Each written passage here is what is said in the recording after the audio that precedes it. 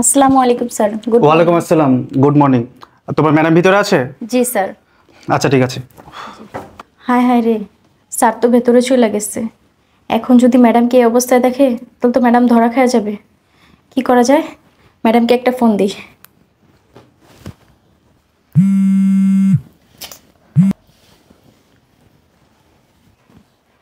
কি ব্যাপার, ম্যাডাম ফোনটা কাইটা দিল? যাক, আরেকবার ফোন দিয়ে দেখি। কে যে এত বারবার কল দেয়?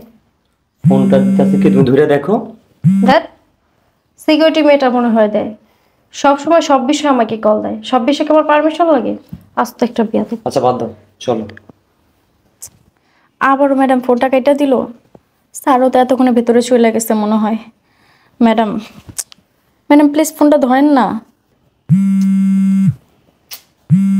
মেজাজটা খারাপ লাগে না? ফোনটা ধরে দেখো। এখন যদি সিকিউরিটি বাচ্চা হয় না তাহলে ওর খবর আসতে আসবে। Hello madam. হ্যাঁ, সিকিউরিটি বাচ্চা, কি সমস্যা তোর? ইডিয়েট কোথাকার, বারবার কল কেটে দিতেছি তারপর কল দিতেছস। ম্যাডাম কল তো আপনাকে দিছি খুব প্রয়োজনে, খুব দরকার আপনাকে, এজন্য। তোর যত প্রয়োজনই থাক, তুই এখন আমাকে কল দিবি না। আমি খুবই দরকারি একটা মিটিংয়ে আসছি, বুঝতে পারছস? ম্যাডাম প্রয়োজনটা তো আমার না, প্রয়োজনটা তো আপনারই। আমার প্রয়োজন? কি এমন প্রয়োজন যে যার কারণে তুই বারবার কল দিচ্ছিস? ম্যাডাম আমাদের স্যার মানে আপনার হাজবেন্ড অফিসে চলে আসছে। কি বললি? তোদের স্যার অফিসে চলে আসছে? আচ্ছা ঠিক আছে, তুই ফোন রাখ। কি হয়েছে? আরে আমার আমার হাজবেন্ড চলে আসছে অফিসে। কি? ধুর।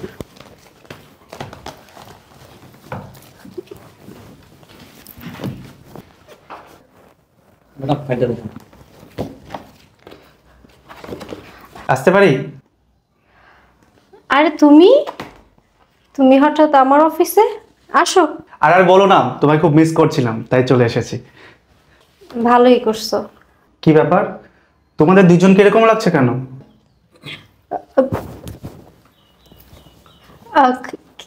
কি কি বলো? মানে আমি তো ঠিকই আছি। তাই না? তুমি ঠিক আছো? তবে আমার কেন জানি মনে হচ্ছে না তুমি একটু নার্ভাস ফিল করছো। তোমার কথাটা না কেমন জানি আটকে আটকে আসছে। আরে না, কি বলো তুমি? হঠাৎ এই প্রথমবার আমার অফিসে আসছো তো, তোমাকে দেখে আর কি, মানে আনন্দে আর কি কথা আটকে যাচ্ছে আমার। ও আচ্ছা আচ্ছা, ঠিক আছে মানলাম। তবে একটা কথা বলো তো, তোমার এই পিএস এটা কি সবসময় তোমার সাথেই থাকে নাকি? আরে না, তুমি কি বলো, ও তো এই ফাইলটা নিয়ে আসছে। তো মিস্টার লাড়েচাড়ে খান, আই মিন তোমার নামটা আমার আসলে মনে থাকে না। এই টাইপের কিছু একটা নাম, রাইট? স্যার কি বলেন? আমার নাম তো লাড়ে চারে খান না স্যার, আমার নাম হচ্ছে মোহাম্মদ সুমন খান। ও আচ্ছা আচ্ছা, রাইট রাইট, সুমন খান। আসলে কি বলো তো, তুমি সবসময় লাড়াচাড়ার মধ্যে ব্যস্ত থাকো তো, এর জন্য আসলে তোমার নামটা আমার লাড়াচাড়াতেই সেট হয়ে গেছে। আমি মনে রাখতে পারি না, বুঝতে পেরেছো? আর যাই হোক, আসল কথায় আসি। তোমার ফেসটা দেখে আমার যেন কিরকম একটু ডাউট লাগছে, বুঝতে পেরেছো? আমার মনে হচ্ছে তুমি আমাকে দেখে খুব একটা খুশি হওনি। ডিস্টার্ব ফিল করছো নাকি আমায় দেখে?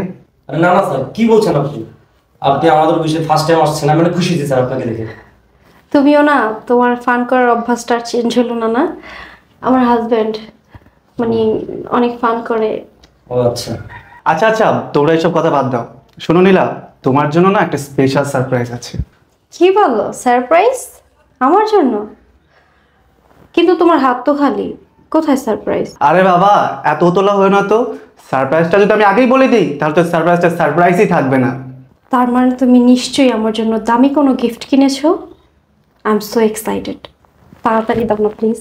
আরে বাবা, দামি কি বলছো? ওটা তো অনেক দামি, তুমি শুনলে সহ্যই করতে পারবে না। কি বলছো তুমি? কি এমন সারপ্রাইজ দিবা আমাকে যে আমি সহ্যই করতে পারবো না? আরে বাবা, এত তোলা হয়েও না। আমি তোমায় বলছি আসলে সারপ্রাইজটা কি। আসলে তোমার এই অফিস রুমের মধ্যে আমি একটা হিডেন ক্যামেরা লাগিয়ে রেখেছি। যাও, তুমিও না। ক্যামেরা কোনো সারপ্রাইজ হলো? তাও আবার hidden camera? Hidden camera? Camera? হ্যাঁ ক্যামেরা। কেন, তুমি খুশি হওনি? খুশি হয়েছি। হিডেন ক্যামেরা, আমি তো ভাবছিলাম যে সিসি ক্যামেরা লাগাবো, কিন্তু তুমি হিডেন ক্যামেরা লাগিয়েছো। খুশি হয়েছি, অবশ্যই খুশি হয়েছি। ও আচ্ছা, আমি জানতাম তুমি অনেক খুশি হবে। এই যে মিস্টার লাড়াচাড়া খান, আপনার মুখটা এরকম ফ্যাকাশে হয়ে গেছে কেন? আপনি খুশি হননি? স্যার খুশি আমি হয়েছি স্যার, অনেক খুশি হয়েছি স্যার। আচ্ছা, তুমি আমাকে বলো তো, তুমি সিসি ক্যামেরা না লাগিয়ে হিডেন ক্যামেরা কেন লাগাইছো? হ্যাঁ, তুমি ঠিকই বলেছো। তোমার এই অফিস রুমের মধ্যে আমি সিসি ক্যামেরা লাগাতে পারতাম, তবে কি বলতো, তুমি আমার ওয়াইফ, আমি তোমার হাজব্যান্ড, তোমার প্রতি আমার একটা দায়িত্ব আছে না? আরে তোমার এই অফিসের মধ্যে আমি হাইডেন ক্যামেরা কেন লাগিয়েছি জানো? আসলে তোমার আশেপাশে লাড়াচাড়া খানার মতো তো অনেক মানুষ আঠার মতো লেগে থাকে, কখন কোথায় লাড়াচাড়া দিয়ে বসে, আবার কখন কোন জিনিস কোথায় লুকিয়ে রাখে, সেই হিসাব তো তুমি একা রাখতে পারবে না। তাই আমি তোমার হাজব্যান্ড হিসাবে এইটুকু দায়িত্ব পালন করেছি। তুমি খুশি হওনি? আর এই অফিসে কে কোথায় লাড়াচাড়া করে, কে কি করে, সবকিছু আমি এই ফোনের মাধ্যমে দেখতে পাই। এবার বলো, আমার সারপ্রাইজটা তোমার কাছে কেমন লাগলো? সারপ্রাইজ? হ্যাঁ, সারপ্রাইজ তো ভালো, কিন্তু তুমি আমাকে বলো তো, কোথায় লাগাইছো হিডেন হিডেন ক্যামেরা? আরে বাবা, তোমায় বলেছি না, হিডেন ক্যামেরা। হিডেন ক্যামেরা তো হাইডই থাকবে, তাই না? আর আরেকটা কথা জানলে তুমি খুব অবাক হয়ে যাবে। এতক্ষণ তুমি অফিসের মধ্যে ঠিক যা যা করেছো না, আমি গাড়িতে বসে বসে আসার পথে ফোনের মাধ্যমে সবকিছু দেখে নিয়েছি। কি কি বললা? তুমি সবকিছু, মানে সবকিছু দেখে বলছো? হ্যাঁ, তুমি আর তোমার এই যে কি বলে লাড়াচাড়া খান, কি কি করেছো না, সবকিছু আমি এই ফোনের মাধ্যমে দেখে ফেলেছি। তো তুমি বিশ্বাস করো, এটা আমার কোনো দোষ নেই, ভুল হয়ে গেছে আমার।